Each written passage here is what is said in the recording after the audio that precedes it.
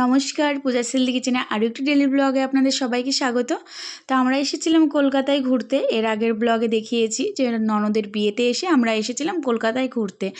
তো এখানে এসে বিশ্ব বাংলার মাথার উপরে যে বলটা থাকে সেটা দেখলাম গায়েব। তো আমাদের ড্রাইভারদা বলল কোনো এক রাতে নাকি সেটা খুলে পড়ে গেছে। তো কলকাতায় ফার্স্টে আমরা এসে প্রথমে কলকাতায় ঢোকার আগে কিন্তু আমরা নৈহাটি গিয়েছিলাম, সেখানে পুজো দিয়ে তারপরে আসলাম কলকাতায় লেক টাউনে ওয়াটার পার্কে। এটা কিন্তু সায়নের অনেক দিনের ইচ্ছে ছিল। ও অনেক দিন ধরে বলছিল যে ফাইনাল এক্সাম হওয়ার পর কিন্তু ওয়াটার পার্কে যাবে। তো এখানে যখন এসেছি কলকাতায় যেই এসেছি তখন থেকে শুরু করেছে আমাকে ওয়াটার পার্কে নিয়ে যাও। তো আজকে চলে আসলাম। এটা কিন্তু ওর অনেক দিনের জেদ ছিল যে ওয়াটার পার্কে যাবে। তো ওয়াটার পার্কের টিকিটের মূল্য ছিল 700 টাকা, প্লাস ড্রেস নিতে গেলে ওখানে আরও 300 থেকে 400 টাকা লাগবে। তো ওয়াটার পার্কে এসে ছেলে মেয়েদের জন্য ড্রেস নেওয়া হয়েছিল, আর আমার নিজের যে ড্রেস সেটা কিন্তু আমাকে কিনতে হয়েছিল, কারণ আমার সাইজের ড্রেসগুলো আমার একটু ভালো লাগছিল না। তো সেই কারণে আমাকে আবার নতুন করে জামা প্যান্ট কিনতে হলো, তারপরে ওয়াটার পার্কে আসা হলো। আমি ফার্স্ট টাইম এত বড় ওয়াটার পার্কে আসলাম। এর আগে যেই ওয়াটার পার্কগুলোতে গিয়েছিলাম সেইগুলো কিন্তু অনেকটাই ছোট, এটা বেশ অনেকটা বড়।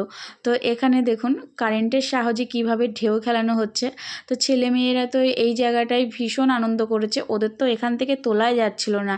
আর তাছাড়াও বাচ্চারা তো জল দেখলে সেখান থেকে উঠতেই চায় না, বিশেষ করে আমার মেয়ে। ওর এত ভালো লেগেছে এখানে এসে, ও উঠতেই চাইছিল না। আর ঢেউগুলোও মনে হচ্ছিলো যেন একদম সমুদ্রের ঢেউ। ভালো লাগছিলো এখানে এসে। ছেলেমেয়েরা যে ভীষণ আনন্দ করেছে সেটা দেখেই ভীষণ খুশি। আর এখানে কিন্তু অনেক জায়গা ছিল ওয়াটার পার্কের ভেতরে, অনেক রকমের সুইমিং পুল ছিল। তো সেখানে সব জায়গায় ভিডিও করা হয়নি, কারণ ফোনটা ভয় লাগছিলো যদি জলের মধ্যে পড়ে যায়। তো ফোনটা লকারে রেখে আমরা কিন্তু ওখানে অনেকটা সময় কাটিয়েছিলাম, আর সবাই মিলে বেশ আনন্দ করেছি। তারপরে চলে আসলাম ইকো পার্কে। আর ইকো পার্কের সামনেই ছিল ফুচকা, সবাই মিলে এখানে ফুচকা খেলাম, আর ফুচকাটা না দারুণ ছিল। তারপরে টিকিট কেটে আমরা চলে গেলাম ভেতরে। আর ভেতরে ঢোকার আগে এখন ছেলে মেয়েদের বায়না, ওদেরকে কিছু কিনে দিতে হবে। তো এখান থেকে অনেক জিনিসপত্র নেওয়া হয়েছিল, আর ওদের জন্য জুস নেওয়া হয়েছিল, তারপরে ঠান্ডাও অনেক রকমের জিনিসপত্র নেওয়া হয়েছিল। তো এখন আমরা ভেতরে যাব। আর ইকো পার্কটা এতটা বড়, একদিনে যদি মনে করি যে পুরোটা ঘুরে দেখব তাহলে হয়তো হবে না, বা শরীরে অতটা এনার্জি থাকবে না। তো ইকো পার্কে ঢুকেই ফার্স্টে ওদের চোখ গেল সাইকেলের কাছে। তো সাইকেলের যা ভাড়া সেটা দেখে আমার মাথায় হাত। আমি বললাম থাক, সাইকেল আর লাগবে না, পায়ে হেঁটেই আমরা যেতে পারবো। তো আমরা গিয়েছিলাম সন্ধ্যার দিকে, আর এখানে বিকেলের দিকে যদি আসতে পারতাম তাহলে কিন্তু বেশ ভালো ঘোরা হতো, আর চারিদিকটা দেখাও হতো। আর আমরা এমন টাইমে গিয়েছিলাম, সেই টাইমটা কিন্তু অনেক ভালো ছিল, না ছিল গরম না ছিল ঠান্ডা, দুটো মিক্স করা।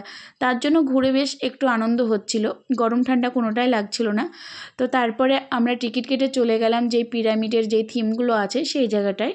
তো এখানে এসে ফার্স্টে দেখে তো আমার পুরো গায়ে কাটা দিচ্ছিল, একদম অরিজিনালের মতো মনেই হচ্ছিল না যে এগুলো ডুপ্লিকেট তৈরি করা।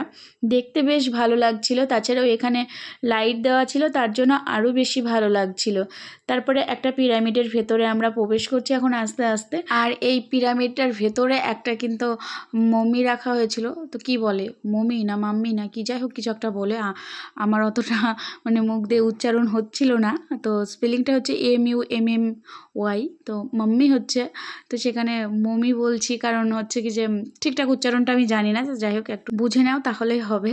তো এখানে এসে দেখলাম কাজটা ভেঙে গেছে, আর চারি সাইডে ওখানে দেখলাম যে যেই ট্যাটুগুলো আঁকানো ছিল সেগুলো দেখতে বেশ ভালো লাগলো। তার পাশেই ছিল আমাদের তাজমহল। তো আগ্রায় তো আর যাওয়া হলো না তাজমহল দেখতে, আমরা কলকাতায় চলে এসেছি। ভাগ্যিস ইকো পার্কে এই তাজমহলটা তৈরি ছিল, এখানে এসে তাও দেখা হলো।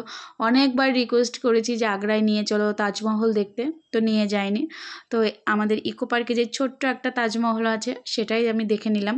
ওই যে কথাই আছে না যে দুধের শখ ঘোলে মেটাও, না ঘোলের শখ দুধে মেটাও, যাই হোক কিছু একটা হবে।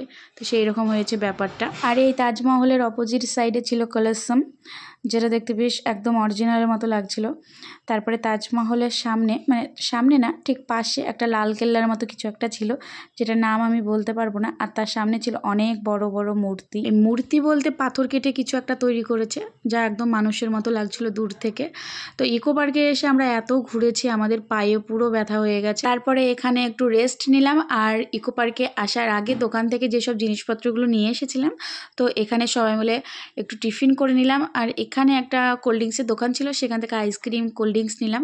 আর লাল রঙের যেটা ছিল ওর ভেতরে আমি ঢুকিও নি, নামটাও আমি বলতে পারছি না। আর ইকো পার্কে আরও অনেক জায়গায় যাওয়ার ইচ্ছা ছিল, কিন্তু অনেক বাচ্চা নিয়ে এসেছিলাম, তো সবগুলোই বাচ্চা, তো সেই কারণে আর ওদেরকে নিয়ে যাওয়া হলো না। কারণ ওদেরকে নিয়ে যদি যাওয়া হতো তাহলে আবার জেদ ধরতো, এখানে যাব ওখানে যাব, সেই কারণে বেশি ভেতরে যাইনি, সামান্য একটু ঘুরে আমরা চলে এসেছি। তো আজকের ভিডিওটা এতদূর পর্যন্ত। রাত্রিবেলায় খাওয়া দাওয়া করে চলে গেলাম বাড়ি। তো সবাইকে টাটা, দেখা হচ্ছে পরের ব্লগে।